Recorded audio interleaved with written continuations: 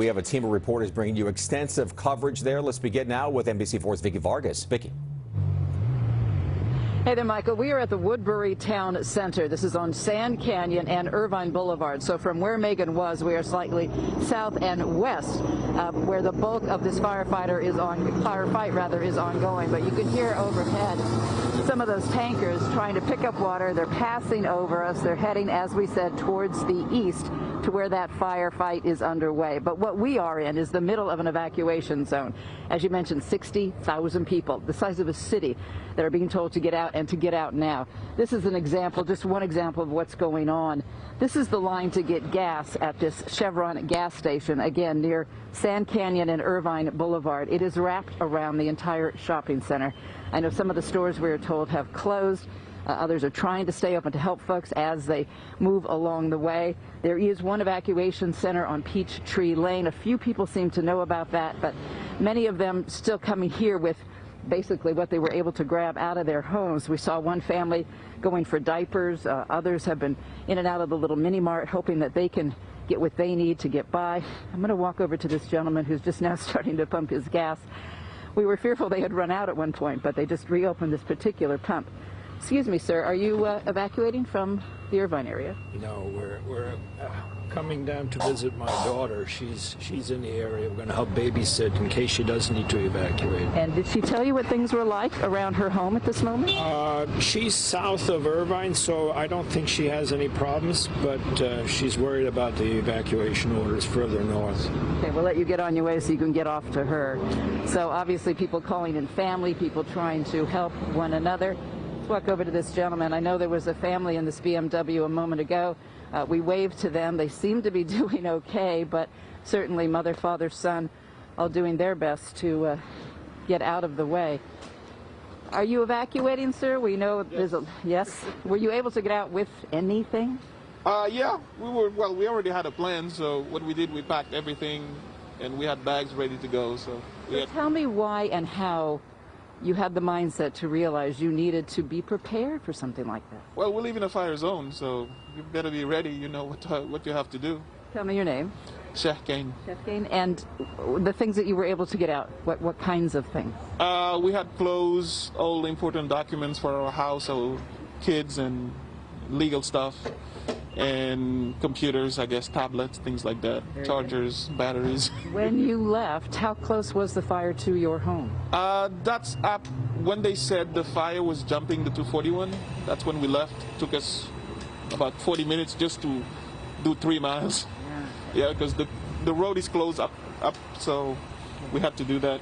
Go ahead, do your pumping. I don't want to get in the way of that. I know there's a long line here. Right. And we have a young one, 2 young ones in the car. Yes.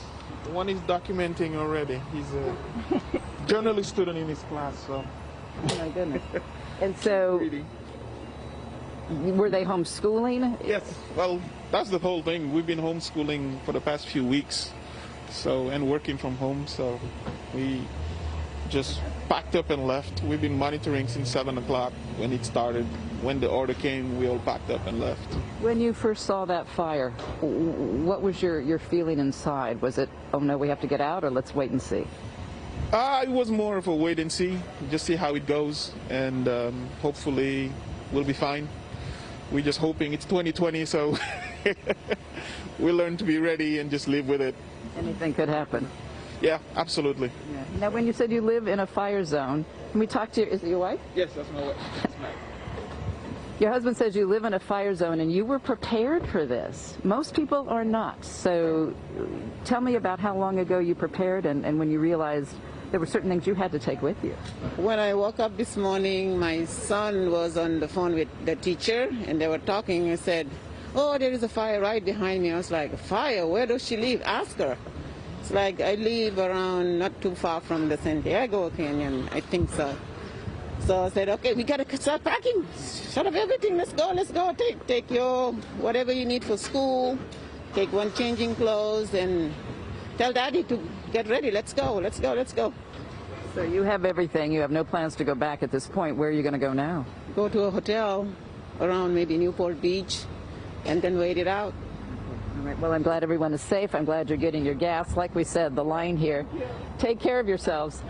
The line here was, The line here was amazing at one point. We did see some fire trucks kind of passing through, but at this point, it's ash, it's smoke, it's wind. Beyond that, it's a lot of people just trying to get to a very safe place. Live in Irvine, I'm Vikki Vargas. Let's go back to you. Hey, Vic, if I can ask you really quickly, 4 hours since this fire started, we're seeing people already evacuating here. They're not waiting until the last minute. So what's different with the mindset this time? Because we've seen people wait until the very end. You know, I'm not sure why this and here and now, because if you take a look at some of the homes around here, and I can't tell you, Michael, how many millions of fires I've covered. Right. These are newer homes. They're all going to have concrete roofs. So you're not going to see any wood shingles. They're going to have those enclosed eaves. They're mostly stucco on stone on the outside. So maybe with that came an education, perhaps, when people bought their homes. I was very surprised to hear this family say they live in a fire zone. That's not how I would see it. Those toll roads actually were built as fire breaks at one point. But the other part of it is that many of these homes are surrounded by a lot of greenery, a lot of shrubbery, and that perhaps is what is fueling this fire without a doubt. All right, Vicki, whatever the reason, as long as they get out and get out safely, we appreciate it.